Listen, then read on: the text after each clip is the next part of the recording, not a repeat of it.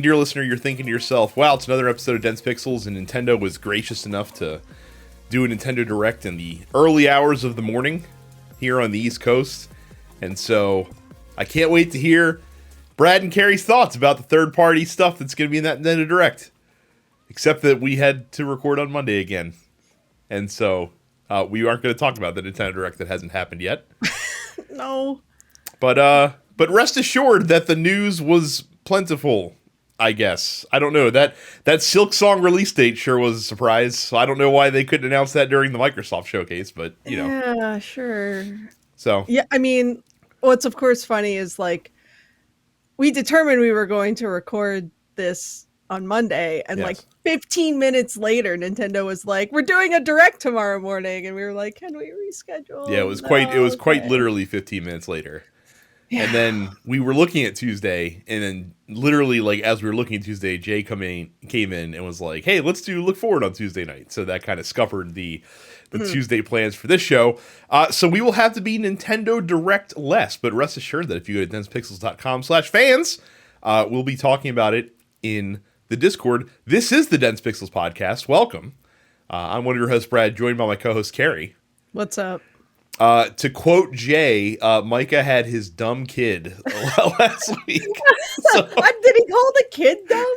Or, yeah. He said, stupid Micah had his kid. Oh, that's right. Okay, so yes, the kid is not dumb. It's Micah that's stupid. Okay, that makes more sense and is much more palatable. So congratulations to Micah, yes. Who you will not see for a while because he's doing the responsible thing and being a good father. Being a good father, being a good husband. However, he has left this show in the reins of the two white people on this network. Well, I gotta tell you, there's not enough white people giving opinions on video games out there in the world. So thank goodness that you got this.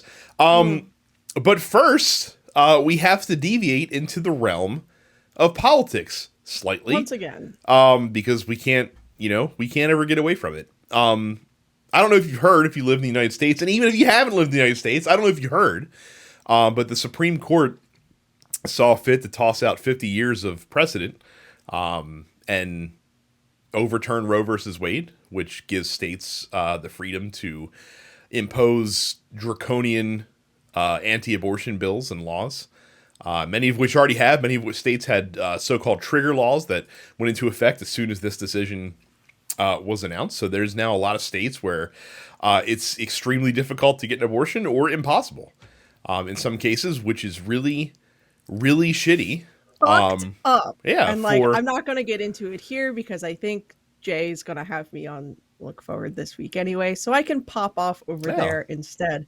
But yeah, shit sucks. And it sucks that I have to sit here and be like, well, it's like I have to take stock in the fact that cool, I live in Maryland, which codified this at the state level. Mm-hmm. But it's fucked regardless of that.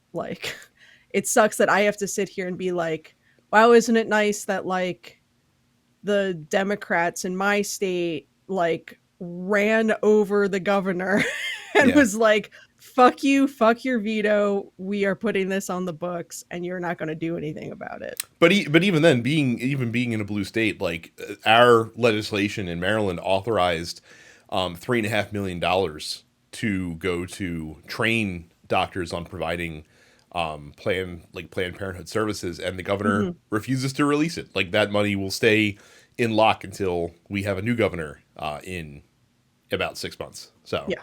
Assuming it's a Democrat. If it's if they elect another Republican, then that money is going to be screwed for the next 48 years. So even in blue states, even in states where abortion access is safe, it's the funding might not be. Yeah, so it's no guarantee. How does this tie back to video games, you wonder? It's a great question. You guys will recall a few weeks ago we talked about how Jim Ryan, head of Sony Studios, was really wanting all of his folks to not talk about the hot button abortion issue. He wanted to talk about his cat's birthday. That's right. Happy birthday, cats. Happy birthday to Jim Ryan's cat. And don't talk about this We don't want people to be upset about this, so don't talk about it. Yes. And basically, now many studios have essentially told him to go fuck himself. So. I mean, it's pretty staggering. So, like, Naughty Dog, Guerrilla Games, Sucker Punch, Insomniac, Santa Monica Studios, who does God of War, all of these studios put out unequivocal statements in support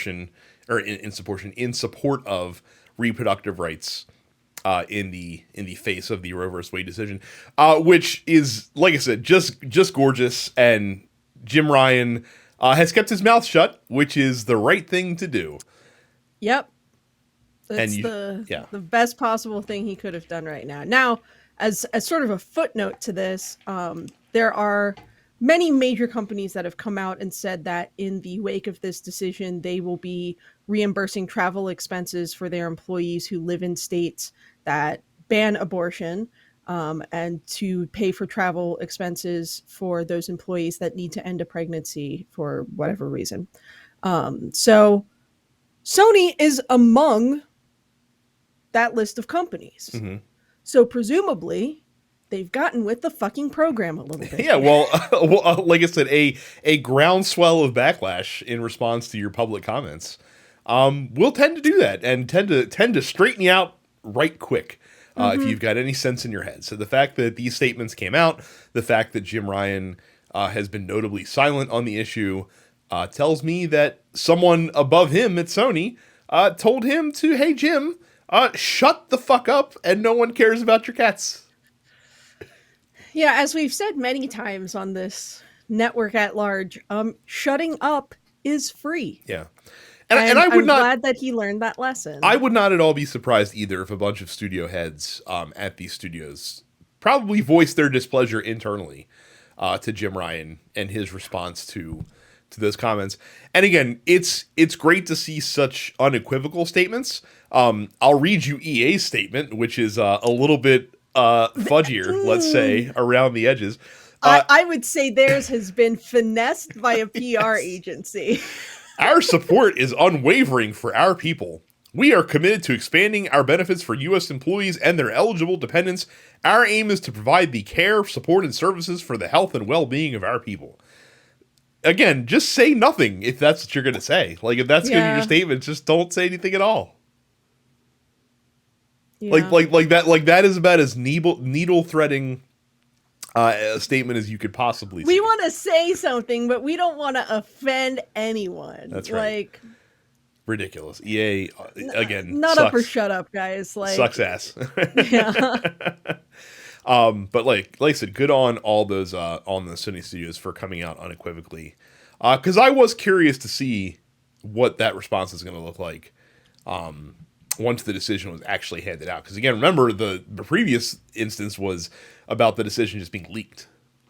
Like, it wasn't even official at that point. And somehow the decision became even worse because, again, like, even if you are not a woman who is able at an age where she can reproduce, these things still matter because explicitly called out in the opinion written by Clarence Thomas was, hey, there's all these other laws that we feel like they were incorrectly decided as well. That protect things such as same-sex relationships, that protect things basically such as like privacy in your bedroom. Access to birth control. Access to birth. Like, they're coming for contraception next. Yeah. Like, which is fucked up. I simply think we should hunt Clarence Thomas for sport. And we're not even in the second hour. No, this is free content. This is free look forward content on Dense Pixels this week, folks. Look, I'm not saying for legal purposes. I'm not saying kill him. I'm not saying use like real weapons, but you know. Clarence Thomas and Sam Alito both suck ass. That's what I will say, and I will say that with much more gusto on Look Forward this week. So if you would like to get more, I'm gonna have to like stand at the back of my room to record Look Forward so that I can properly scream without peeking the microphone. It is, again, it's even though we knew it was coming, like, it still stands as a it still stands to be shocking at the end of the day. But yeah, sucks. And this country is going to shit, but that is yeah, an dude, understatement. I fucking hate it here. Yeah. So a little bit lighter news. So I've been playing Mario Strikers Charged. I did eventually buy it. Though I was worried that much like Mario Golf and much like Mario Tennis, it would be a little content light in its initial release. And guess what? It is. Absolutely is. There are 8 playable characters. Princess Daisy is not one of them, and that's why I didn't buy it. Well, so here's that's the leading reason why. so here's what's in the game. So it is Mario Strikers. It's the first one we've gotten in 15 years. The game is still really fun. It plays really well. They have like the super strikes that they had in the Wii version. They're called hyper strikes in this one. They work pretty much the same way, where you have to charge them up after getting a specific power up on the field, which only comes down every so often. The other thing they added to this game are items that are very Mario Kart-esque. So and they only give them to you if you're losing. So like if you're dominating a team, you're not getting any of these power-ups, but if you are not, then you will get stuff that you'd find in Mario Kart, like red and green shells and bananas and superstars and things of that nature to help level the playing field a little bit. So again, the game's fun. It's 4-on-4 soccer. You can pick a custom team based on, among the 8 characters that are in the game. And you can select the same character multiple times. Each character does have their own unique stat build. But even that can be somewhat mitigated because one of the trappings of this game is that you can earn gear so that you can equip characters with gear to change their statistics. So like I have Yoshi as my like primary player that I use, and I have his build spec'd out to make him really good at shooting, for example. So like he's really good at scoring goals. But when you equip items to improve your stats in one area, then each item that you equip comes with a stat penalty in another area. So you can't have like all around beasts. Like you kind of have to pick a specialty or two. Right. You gotta, it's called balance. Yes. Which like I said, and to that aspect, it's cool because you can go online and offline and build these kind of essentially custom teams and kind of really craft the team the way that you want to play. And, you could have your characters, equipped for different circumstances. So like if I'm playing a team that, I need to have a lot more defense, like I can have 2 of my more defensive characters. Cause like right now I have Bowser set up for like super good defensive play and Wario set up for super good defensive play. So I can pick both of those guys or rotate in, some of the other players depending on what skill set I'm looking for. They have like regular, single matches that you can play with or against other players if you want to as well. They have these cups in the game, which are these little mini tournaments that only last for about 3 matches. They've been really easy so far. Now, I did only get through the first tier of cups, and I didn't lose a single match, but now I'm into like the challenge cups, which I'm hoping are a little bit more difficult, but the computer is not the most staunch rival in this game. Sure.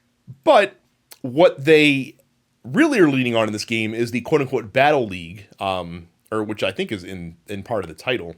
And that's where you can play online and kind of create your own soccer club and play against other folks on the internet. And again, you can recruit players into your club, and you can play with those players online, or you can just play by yourself, but still, get stats that'll go towards the club's prowess. And they have kind of like FIFA-esque divisions where, you earn points based on how you do, and you get randomly paired with, a couple other teams that are around your skill rank. And then if you win the division, then you get moved up to like the next highest division essentially. And you're trying to climb this ladder. So if you enjoy playing the online game in Mario Strikers, and the online game is fun, I've had a lot of really competitive matches on there. It's nice and quick. It's brisk. It doesn't, take too terribly long. You can get in and out pretty quickly, play multiple games in a row. The netcode has worked pretty well. except when the action gets a little frantic and power heavy. There's a little bit of slowdown here and there, but other than that, it runs pretty well. So if you like that aspect of the game and the online aspect, then Mario Strikers is really fun. If you are going to play this game primarily by yourself against the CPU, do not buy this game. There's not enough stuff to warrant it. Yeah. I mean, again, once I saw the initial roster and I'm like, no Daisy? Like, I understand not having characters like fucking Dry Bones or something like that out of the gate, but like, yeah, Daisy's gonna be like DLC because they said they're doing characters. They're doing a no doubt. I 100% think that. Believe that they'll add new folks. Yeah, once I saw Daisy wasn't on cart day one, I was like, suck my dick. I'm not buying this game. Yeah, you should. Sorry. You should definitely wait. And I kind of bought it knowing that it was going to be feature incomplete, and kind of hoping that it took the same path as Mario Golf did, where they added a lot more stuff to the game for free. I'm sure that's exactly what's going to happen. Right. But that being said, like, I why think not just release a full game? Yeah, or just release a full game, or I think we just have to be honest and say that these Mario sports games, like, they just can't be bought at launch if you're looking for the full product. Which is a catch-22, because if not enough people buy it, then there's going to be no reason to support. Right, then they're not. Here's the thing: if not enough people buy it, that means Camelot can go back to making JRPGs. I don't think this is Camelot though. I think this is no Camelot does golf though. Oh, do they still do the golf? Tennis. Yeah, oh yeah. Okay, interesting. But yeah, and it's a shame because, like I said, the game is genuinely fun to play. It's not very strategy heavy, obviously, because it's fucking Mario Soccer, where you can, there are no rules essentially. Right, it's raw chaos. I will say though, the Hyper Strike animations though, I'm getting a lot of like Final Fantasy VII Limit Break fatigue from them, where it's like it's cool the first 2 times you do it, but then it's like, hey, can I just have a skip button? Can I skip this? Yeah. Yeah, no, I feel that. Yeah, because there's no variety. Like, it's literally the same animation. It's the same every thing. Single Yeah, time. yeah. So, but yeah, other than that, it's just fine. And I guess the gameplay should be enough considering how fun it is. But I don't know. I need fun stuff to do in the game as well. No, I feel that. So. I have not really been playing anything new, but in my pursuit of a single crumb of serotonin, I reinstalled Sonic Generations. And I only ever played like the first 2 levels when I first bought that game like 6 years ago. And then basically like I did like a hardware upgrade on my PC, and I would try to launch it and it would give me an error message, and I would just be like, fuck it. And I like wouldn't bother to uninstall and reinstall. So I finally did that the other day. Your PC was trying to protect you, and you just you just Generations. I mean this very sincerely. Generations is probably the best 3D Sonic by a long shot, and it's only half 3D, so it's got that going for it. Because it's like there's a stage from like, because the game is now 11 years old, believe it or not, because it was meant for the 15th anniversary of the Sonic franchise. So it's like a stage from like each sort of major game leading up to that. So you've got Green Hill Zone from Sonic 1, and then Chemical Plant Zone from Sonic 2, and then Sky Sanctuary from Sonic 3, and the highway stage from Adventure, and of course City Escape from Adventure 2, and and then like every stage, your Act 1 is all 2D Sonic, and then your Act 2 is 3D Sonic with some 2D stuff thrown into it. And I don't know, man, it's just, I'm having a good time. I can play it in short bursts. I can play a stage and get that like, oh yeah, I went real fast and the music was good. good brain chemicals, because I need those so desperately right now, Brad. No, I completely get that. I mean, I've been, it's funny. So like when I tend to, forget my troubles in the world in video games, I tend to find stuff that really actually like engages my brain and forces me to think about stuff. Like I don't tend to play mindless stuff for that reason. Oh no, I need absolute mindless garbage. Well, I went back to Into the Breach because they just announced recently that they are they're updating the game for free next month with new content, which is awesome. So I was reacquainting myself with that game. Again, for a tactical, small skirmish roguelike game, there's few better than Into the Breach. I highly recommend checking it out if you like tactical turn-based strategy games. The other game that I recently installed onto my PlayStation 5 video game console is in virtually every way worse than Sonic Generations. And that game is Stranger of Paradise Final Fantasy Origin. I don't know if that is virtually worse in every way. It is. I have played through the tutorial. The battle is janky, the story is stupid, and most of the music isn't any good. So I'm going to be playing through Stranger of Paradise with two of my friends because you can play through the whole game in 3-player co-op. And the only way I was ever going to play that game is if I had, the fucking Chucklefuck Brigade in my headset to make fun of this game with me. So that's how that's going to be played, and I'm sure I'm going to have a very fun time with it. There is something to be said for not good. I mean, there's something to be said about the dedication to making a game just for the memes, because I feel like that's all that we're gonna get out of Strangers of Paradise. Yeah, there's literally I've played like 30 minutes of the game and I'm like, this is bad. Like this is a bad video game. Can't wait to play through it, honestly. I'm waiting on a friend to get back from vacation and we're going to start in earnest on that. So I'm sure I'll have an update next week. Before you read ads, any predictions for this Nintendo Direct coming out of left field? So we know that it is a partner direct, so it's focused on third-party games. So what I'm sort of anticipating in genuine earnestness, I'm anticipating some stuff from Atlas. I'm anticipating that, they just did the Xbox announcement that the Persona games are coming to Xbox. I'm anticipating that Persona 3, 4, and 5 will be coming to Switch as well. You stole mine. I was going to go for the. I got to tell you, if they put out Persona 5 on Switch, I might try it again.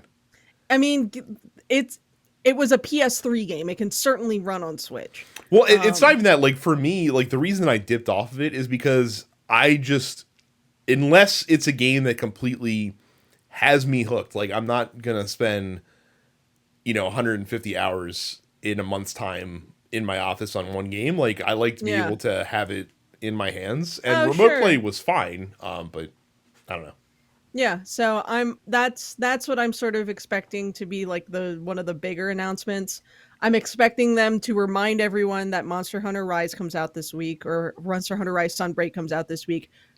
At most, they're gonna like debut a new monster for it as like a last minute sort of like, hey, get excited, this game comes out tomorrow sort of deal.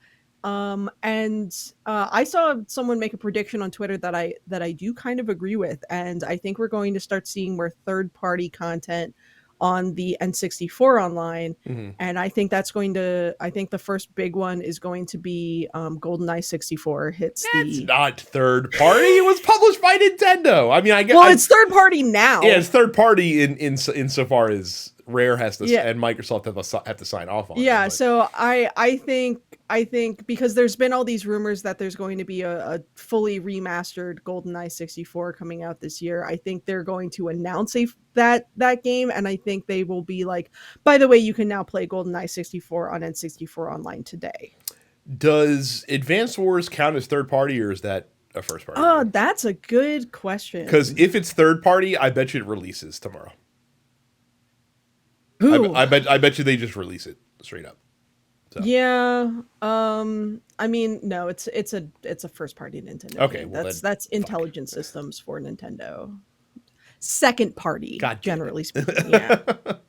So. Sorry. Yeah, dude, me too. I want to play that game. Yeah. Who knows at this point? But I mean, here's the thing. It could still happen because they could still consider Intelligent Systems a partner. So, Well, and the thing is, like, I don't think that. I think when they do finally announce, like, when that game's coming out, it is literally going to be, hey, this comes out, like, now, because the game is done. Like, the game was ready to release in April. They didn't because of current events, so. yeah. Yeah.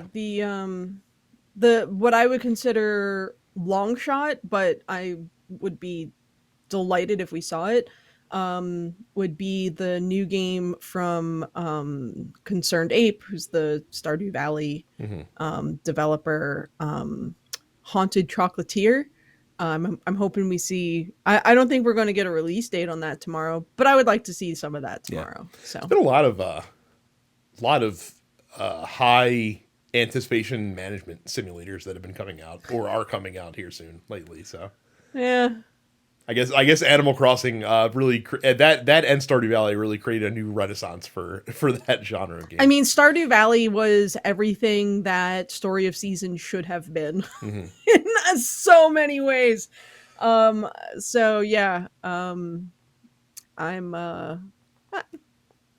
it's at 9 a.m. our time tomorrow, so I'll watch it while I look at my work emails. Perfect. Yeah. All right. Now, Carrie, shit. Sure. Now, if you want to come tell me why I should stop playing Sonic the Hedgehog games, or if you just want to come react to the Nintendo Direct tomorrow, you can do that on our Discord. So you head to densepixels.com/fans, and that takes you to the Discord. And that's where we have our post office, which we will get to later in the show. We talk about gaming. We have a shit posting channel. There's a lot of wrestle talk. There's some soccer, some football talk, and there's some fast cars talk. Yeah. Another race happening this weekend, Silverstone in England. I don't know much about fast cars. I do know that the guitarist in my band went up to Le Grand Prix. Oh yeah, in Le, Canada. He flew a small aircraft and gave me massive anxiety about it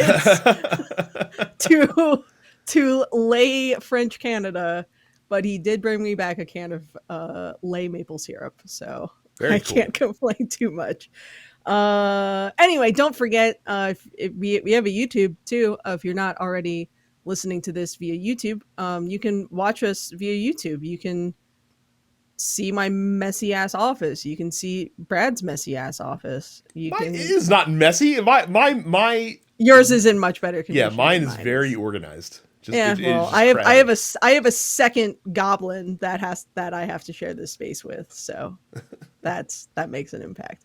Anyway, clips and whatnot, and then don't forget to subscribe to all of the TNP Studios podcasts wherever you get your podcasts, including the Nerdpocalypse, Black on Black Cinema, Coming Distractions, the weekly preview episode of Look Forward, which I anticipate will probably be spicy this week. Yeah, just a little bit. Just a little bit.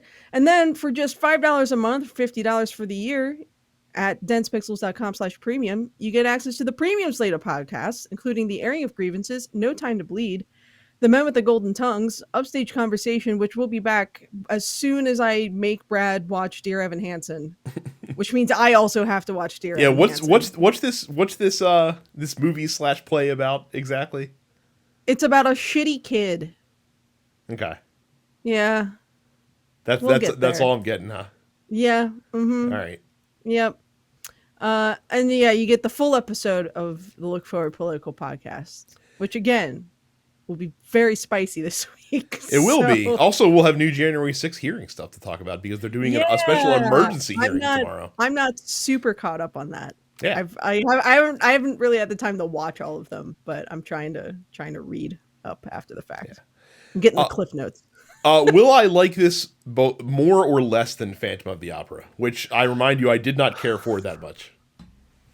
So I would rather watch Phantom of the Opera than watch Dear Evan Hansen. Okay. Interesting. If that tells you anything. So we'll see how this goes.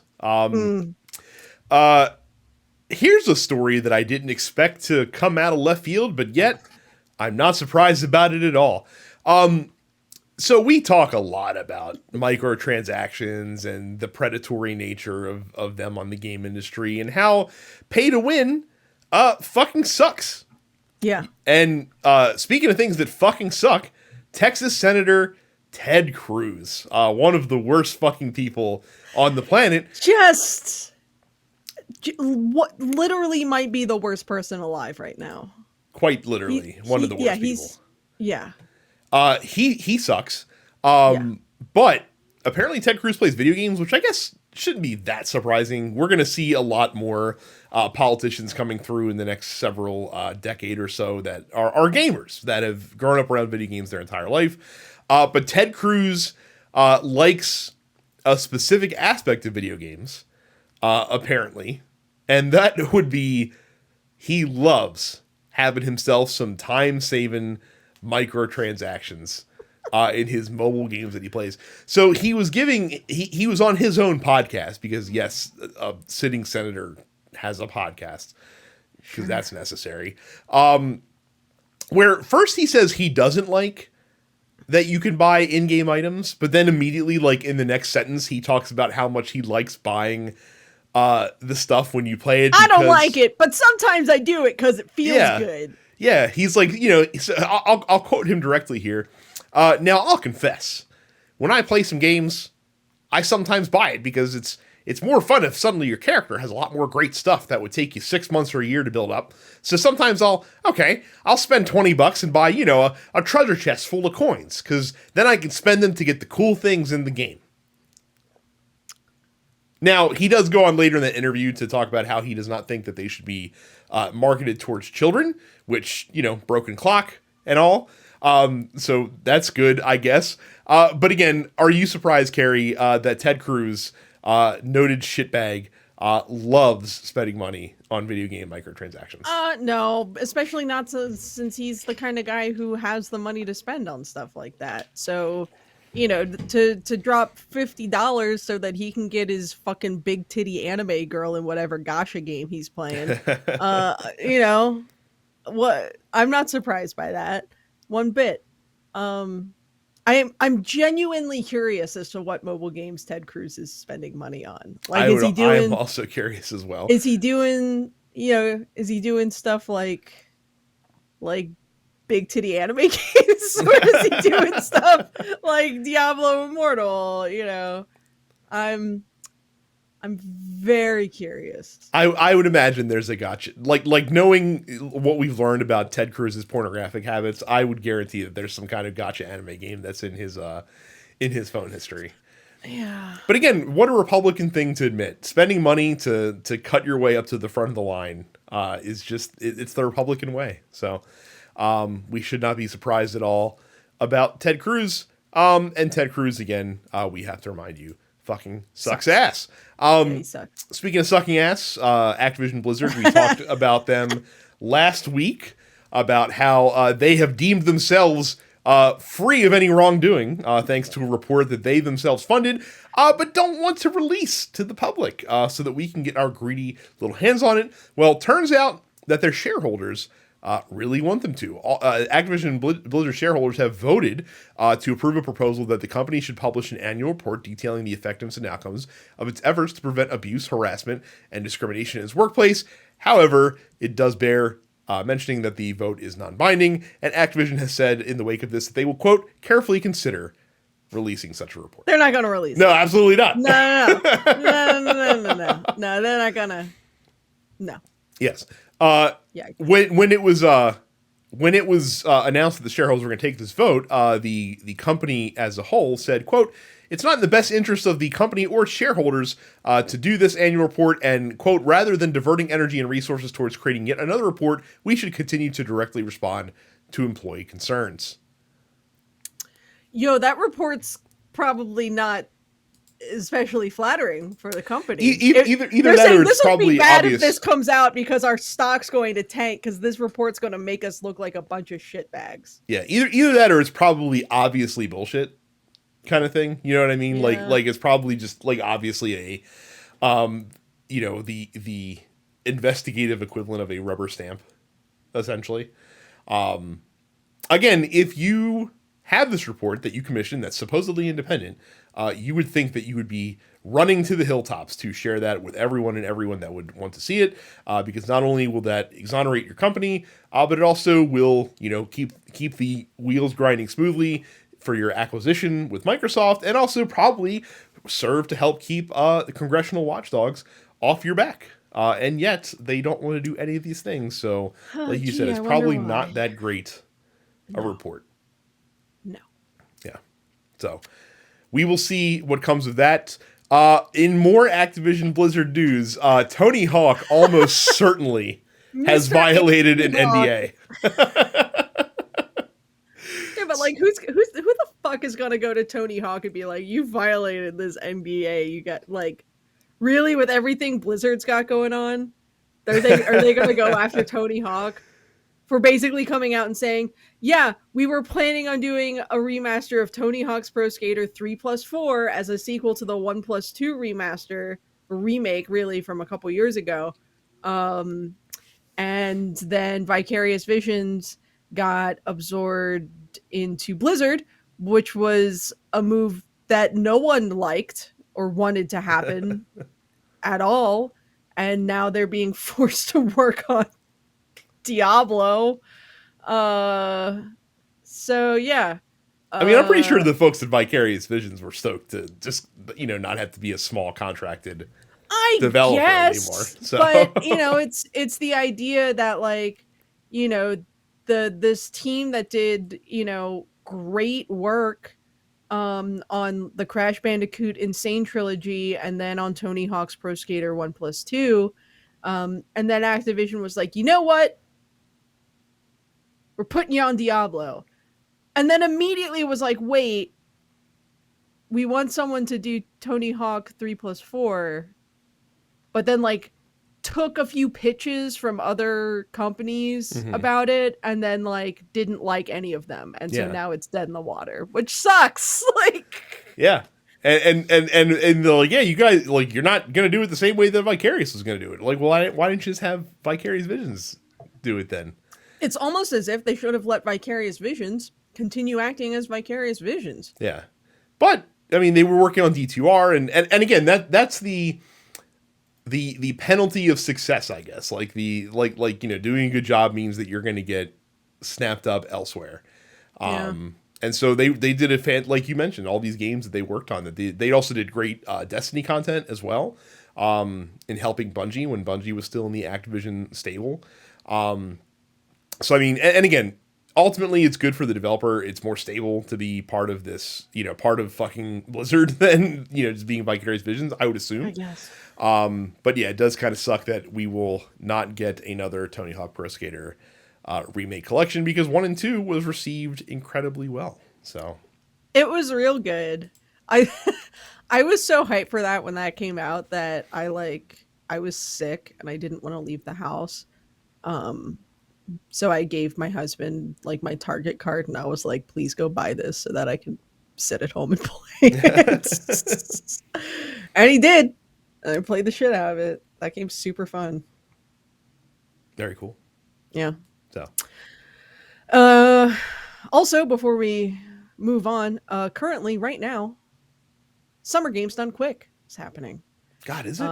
Yeah, it's GDQ week. Fucking A. So currently right now they are in the middle of an eco run, which is they're doing any percent 60 hertz, and I don't know what the difference is between 60 hertz and 30 hertz. And it's I don't think it's 60-50. I think it's probably 60-30. I think it's the 60-50 difference. Yeah, like it's probably a PAL difference versus NTSC. Yeah.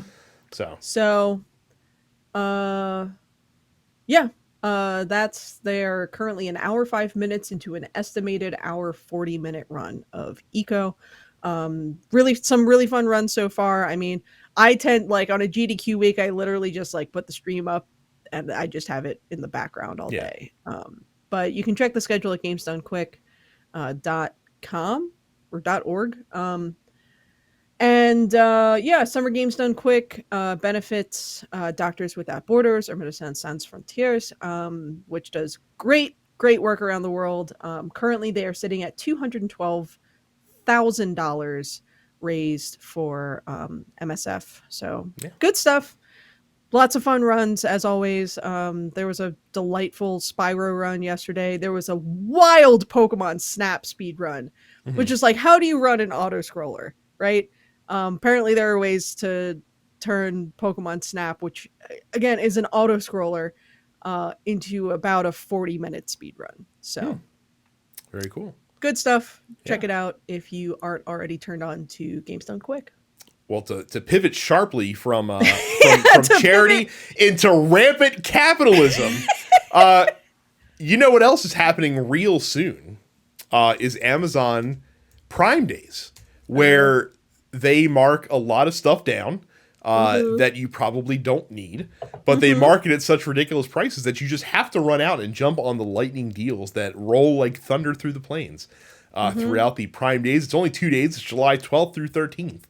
And as you're saving some money aside to donate to this fledgling startup called Amazon, don't forget to use the right link when you log onto the website, and that is densepixels.com/Amazon, because when you go to densepixels.com/Amazon, you get the same Amazon prices that you would normally get. You'll get to take advantage of all the same Amazon Prime Day deals that you would normally be able to take advantage of.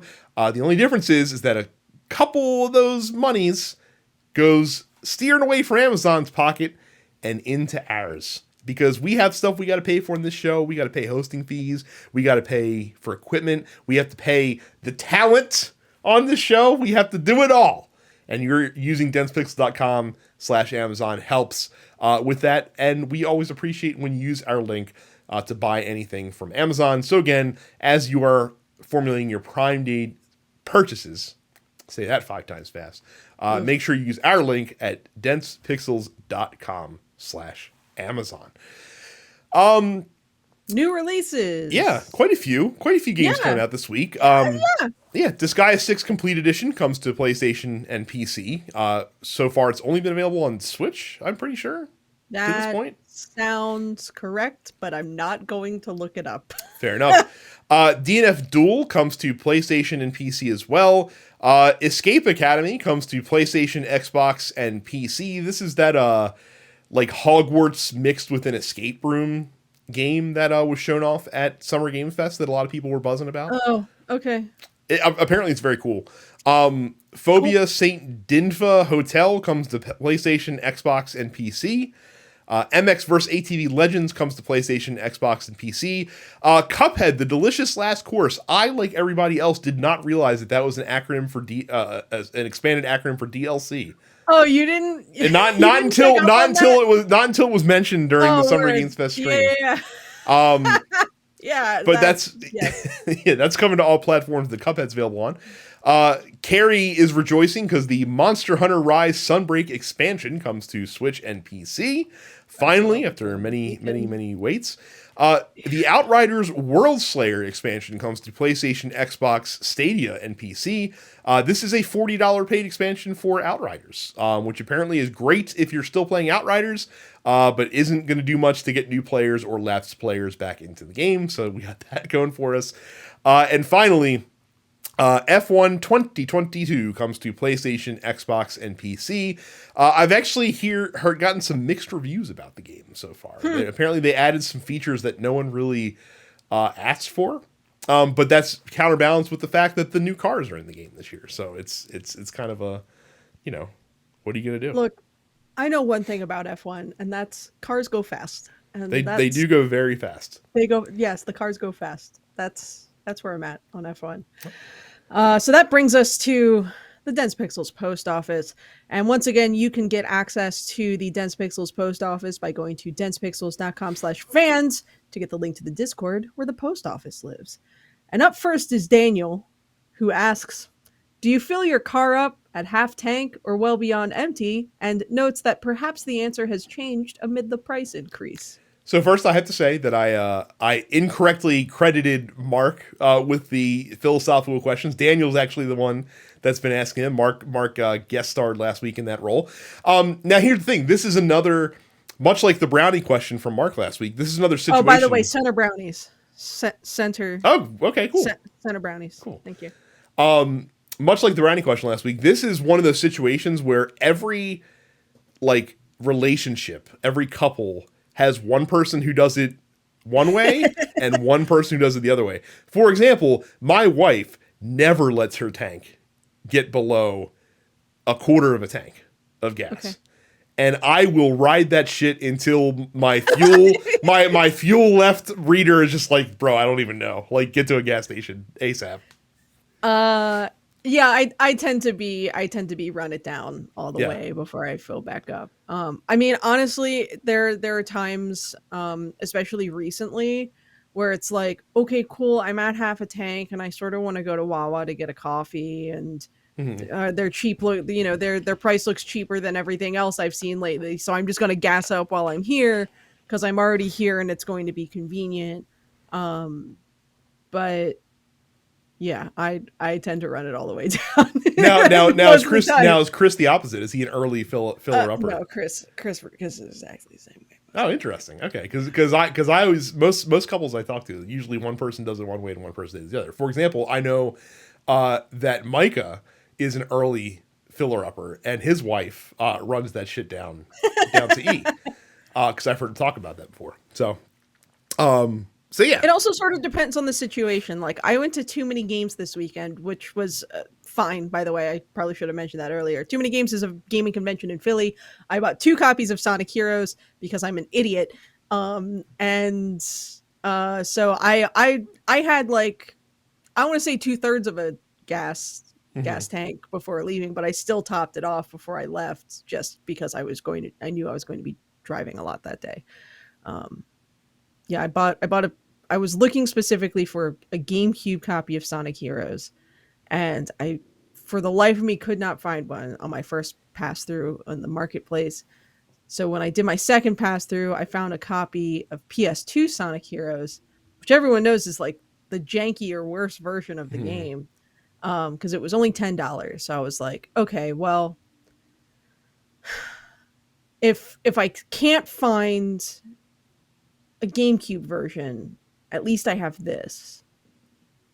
And if I find a GameCube version at a decent price, then I only spent $10. And then I found a GameCube version at a decent price. Can you fucking believe that someone tried to sell me a copy of Shadow the Hedgehog for GameCube with no manual, with water damage on the box, for $95 fucking dollars? I mean, I don't know what the current market looks like for Shadow the Hedgehog on GameCube, so I don't know. It ain't that. It ain't that. Like, complete in box, like, good condition. Man, I wish, like 75 on eBay. I almost spat right in this dude's face. I swear to God, when he told me that price, I was like, "You're out of your mind." And the disc was beat up. I will say, I wish that I had waited. Because when I sold my copy of Earthbound, yeah, I thought the market had reached its zenith. Like, I had no idea that it was going to explode. No. Yeah, in the way that it has. What is a full copy of Earthbound going for at this point? Just generally. I can look it up. Yeah, because now mine was used. Like, I did play it and mess with it, but yeah, I'm curious how much a full box copy with guide. Complete in-box copy of Earthbound on eBay right now, currently ranging between $23.75 and $3,000. Fucking A. Should have held on to it.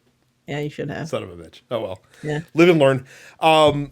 Cam says Forbidden Door is a fun pay-per-view. I could make a Sonic joke there too, though, but I won't. Forbidden Door is a fun pay-per-view, so in that spirit, if you could book any video game character to appear in a different game, who would you pick in what game? He thinks Micah would say Commander Shepard in Street Fighter. Commander Shepard would be a terrible Street Fighter character. Like, you wouldn't want that at all. You wouldn't want that at all. It's a tough one. It's weird because, like, Smash Brothers exists and has kind of fulfilled all these fantasies. You know, yeah. Yeah, exactly. Smash Brothers exists. I mean, if I'm taking a character from, like, like let's take fighting games off the table. Okay. Like what character, what sort of weird mashup would I want to see in like the What if you RPG did realm? like Final Fantasy characters with Disney characters and mashed them together in a role playing game? Yeah, that's a terrible idea. I No, can't you know, what'd see be that cool. working A long Sam term. Fisher Solid Snake buddy comedy stealth game. Okay. Put Sam Fisher in the Metal Gear universe. Yeah, or vice Yeah, versa, or vice yeah. versa. I mean, I think, um, I think even within the greater Shin Megami Tensei umbrella, I think it would be cool to see more of those characters cross over in the sort of sub series. Because that really hasn't happened. Like you don't see Persona 4 characters in Persona 5. Mhm. So you saw one Persona 3 character in Persona 4 as like a cameo. But they've said that all those games take place in the same universe, in the same like timeline. Yeah, So I wish we would get more crossovers there, I guess. there you go. Yeah. Iloco the Great says, with the upcoming release of Monster Hunter Rise, what monsters are you guys most excited about? Well, I'll tell you, I could not name a single Monster Hunter monster if you had a gun to my head. So, none monsters for me. You wouldn't be able to come up with Rathalos? No, I'd be like Palico, and they'd be like, "That's not a monster," and they'd be like, "Yeah, but it's all I know." So, Yeah, well. Um I think I'm most excited returning monster wise. I'm really excited for Gormagala and Espinaz. Espinaz almost feels like a bigger deal than Gormagala, given that Espinaz was created for the Frontier MMORPG subseries of Monster Hunter, and they haven't really brought the monsters that they created for the Frontier series into the main series. So this is the first time they're doing that. So the presence of Espinaz, I like to think, is sort of like a herald of more of the frontier monsters to be thrown into the main line. Um, I'm also excited for the new flagship monster. Malzeno seems really fucking cool, so I'm excited for those fights. I do have to say, of Uh-huh. all the monster names that I've heard you say on the show, it really does feel like that the folks at Capcom and the Monster Hunter developers really just send a spy to root through the Pokemon company's trash and find all the rejected Pokemon names, and we're like, that's what I'm gonna pick for our Yeah, monsters. So, that's fair. uh, Johnny says Nintendo Direct Mini. Maybe it's a long shot, but this might be the actual Direct where Nintendo puts all third-party games we've asked for finally on the Switch, like the Personas, Final Fantasy 1 through 6 pixel remasters. Do you Oh. think we're better off sleeping through this, or do you think we're going to If you get live on the West a little Coast, bit? feel free to sleep through this. I don't think there's going to be any No, bombshells. But nothing you need to if wake you're up on at the 6 East Coast, o'clock in the morning for. I can tell you. yeah. Uh, yeah, I didn't think about pixel remasters. I think that'd be really cool if That's a that good. It's happened a good tomorrow. call out. It's a good call out. So Oh. I think that's actually very possible. Mhm. I don't know. Here's a fucking home run swing. A Final Fantasy Tactics remake of some kind. Ooh, Because aren't it's is been hasn't rumored there forever. been It's been rumored aren't forever. they Yeah. doing a fucking Tactics Ogre remaster remake? That feels like something I've heard before, but I can't remember. So, and then we'll end with Trey. We'll stick with Nintendo. He says at this Mhm. point is Nintendo ditching the virtual console out of spite since the online expansion pass was dead on arrival. I don't know that it was That's DOA. that's a weird take in my Yeah. opinion. I mean, obviously Virtual Console is not something they're doing anymore. We have basically known this for years. They're doing NES Online, SNES Online, and now Genesis and N64 Online. But I don't think the online expansion pass was dead on arrival. I mean, it's not required for you to have the expansion pass to play online games. You pay for the expansion pass if you want to play N64 and Genesis stuff, and then you get all the first party DLC content for free as part of it. Yeah. So I will say they're I making wouldn't call that dead on arrival. yeah, I will say they're making that prospect more enticing by adding more games to it. Mhm. As far as the DLC content. Sure. They're still doing a pretty piss poor job with adding new games to the online services for the retro consoles. Yeah, and I don't know if that has to do with Um, I just don't know if that just has to do with basically programming these old games to function Mm. on contemporary consoles. I don't know what that includes. But currently, at this point in time, the Switch Online expansion pack includes N64, Genesis. It includes Happy Home Paradise for Animal Crossing New Horizons. It includes the Booster Course Pass for Mario Kart 8 Deluxe. And it was sort of a footnote, but they decided to include the Octo expansion for Splatoon 2 Hmm. for anyone who didn't already own that. So, and sure, it costs more than the basic, but it doesn't cost any more than like the Xbox or the PlayStation stuff Yeah, I costs just now. but like I said, I feel like with the Xbox and PlayStation, like there's a lot more perceived value with Sure, I those. mean, there's currently only like a dozen or so included games. Now, most of the N64 games that are included are really good. You Hmm. get Banjo Kazooie, you get Paper Mario, they just added Pokemon Snap, you get Majora's Mask and Ocarina of Time, you get Sin and Punishment, which is a game I enjoyed, Star Fox 64, Yoshi's Story, Super Mario, Mario Kart, Mario Golf, Mario Tennis. Those old Mario Golf and tennis games are really, really Yeah. fun. Um, F Zero X.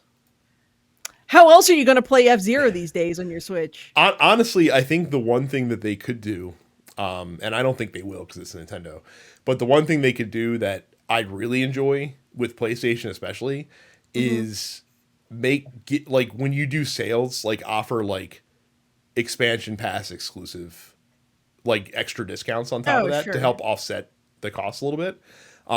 Because I buy way too much stuff on on the Switch eShop anyway. So being Yeah. able to save extra money would definitely tip me over the edge Yeah. into getting that. Did I tell you my memory card ran like reached capacity this past weekend on my Switch, which I never thought Holy. would happen. Yeah. So Yikes. yeah, crazy. There's Had a to bunch of actually. there's a bunch of decent titles in the Genesis end too. I feel like people look at the list and they just see like Sonic 2 and Sonic Spinball as the only things worth digging into. But like Shining Force and Shining Force 2 are both in there. Those are great old RPGs. Fantasy Star 4 is part of that list. That's a solid RPG. Is Gunstar Heroes on there right I now? think so, yeah. Okay. Hmm. So look, I mean, either you like those old games or you don't. Either it's worth it to you or it's not. But I think calling it Dead on Arrival is a weird take. Yeah. That's where I'm at. I do think that they launched it poorly, but I think that they've I done a think lot that's to I fair. think they've done a lot to help mitigate that in the short term. But if Sure. that continues, that's something else to be seen. They're going to have to make it, palatable for people to continue paying Yeah. the extra price for that. So I wish they would add Harvest Moon 64 to the N64 yeah, lineup. I don't know That's how what high I'd that like. is on their priority list. Probably not very high. I would also like to see Harvest Moon on the SNES lineup, and I don't think that is either because those games are really expensive.